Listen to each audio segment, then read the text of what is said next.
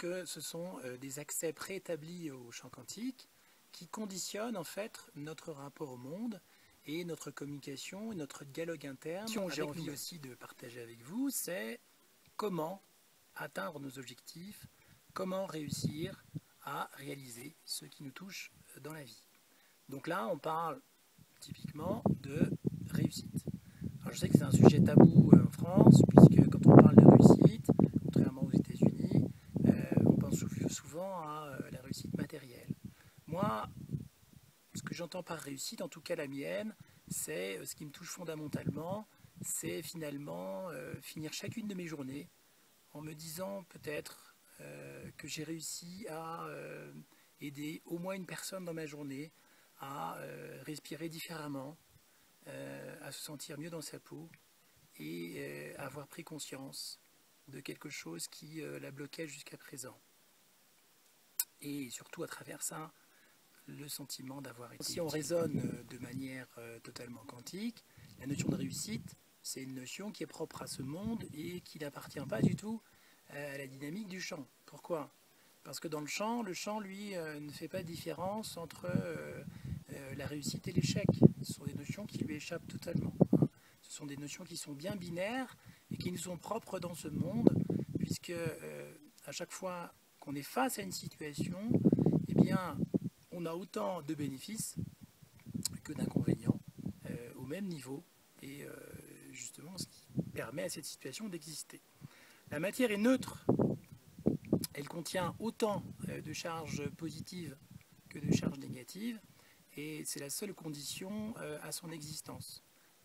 Sans ces conditions, la matière et toute chose qui existe dans ce monde n'existerait pas. Quoi qu'il en soit, quelles que soient ces vérités quantiques ou pas, il n'empêche, aujourd'hui, on voit certaines personnes, donc des hommes ou des femmes, réaliser leurs objectifs, et puis on a, je dirais, les autres. Alors je me suis intéressé effectivement à cette réalité, j'ai regardé ça de plus près, je suis allé voir de plus près effectivement leur vie, et ce qui m'a touché, ce qui m'a marqué à ce niveau, c'est un élément qui est fondamental, qui est lié, vous allez voir, directement à la notion de perception, qui est une notion très quantique.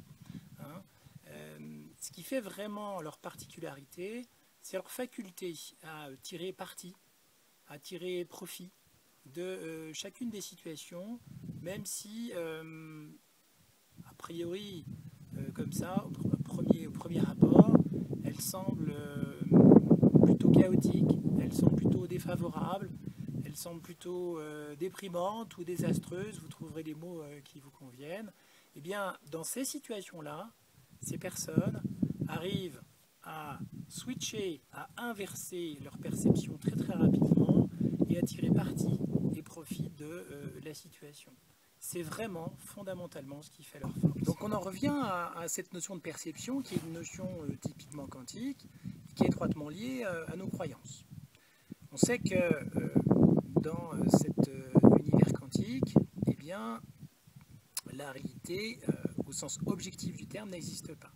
Il n'y a pas une réalité absolue et partagée par l'ensemble de cette planète. Je m'explique.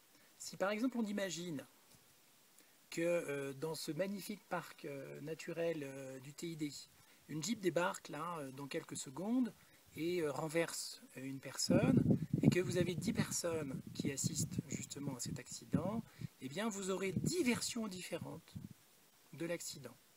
Non pas parce que effectivement elles étaient cachées par le soleil, ou elles avaient des lunettes différentes, ou elles avaient de la poussière dans l'œil.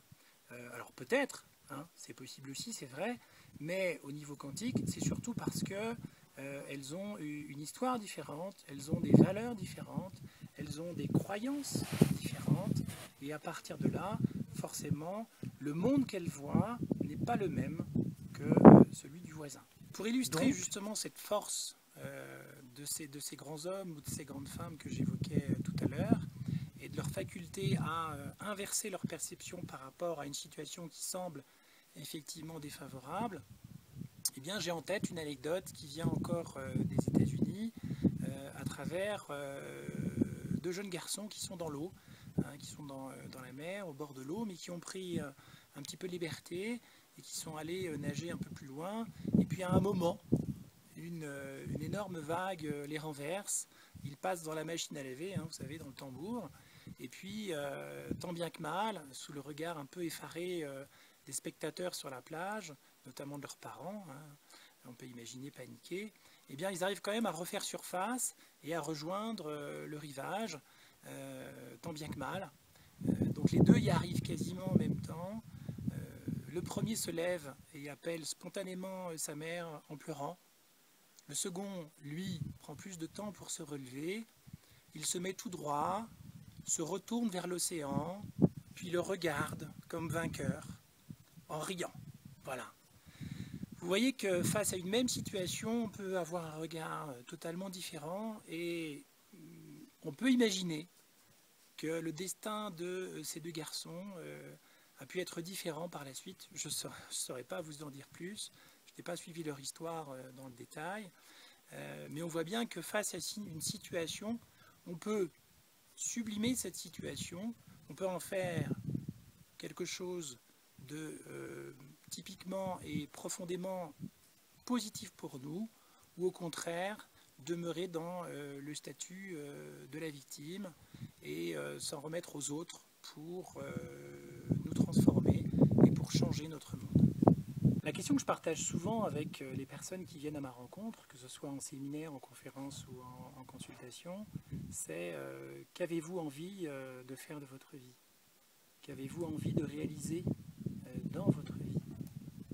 Avez-vous envie de réaliser vos désirs, vos idées, vos rêves et vos projets?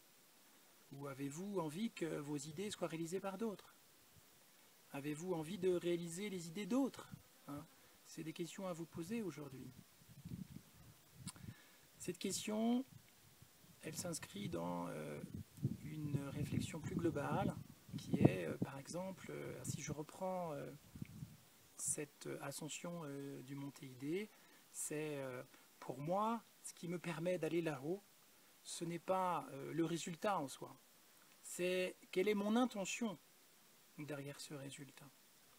Mon intention, si je peux la partager avec vous, c'est à travers effectivement cette expérience, c'est de transmettre un message au monde, aux gens, qui leur permettent peut-être, pour quelques-uns ou pour plus, de se transformer, de se dépasser. Ça, c'est vrai que c'est important.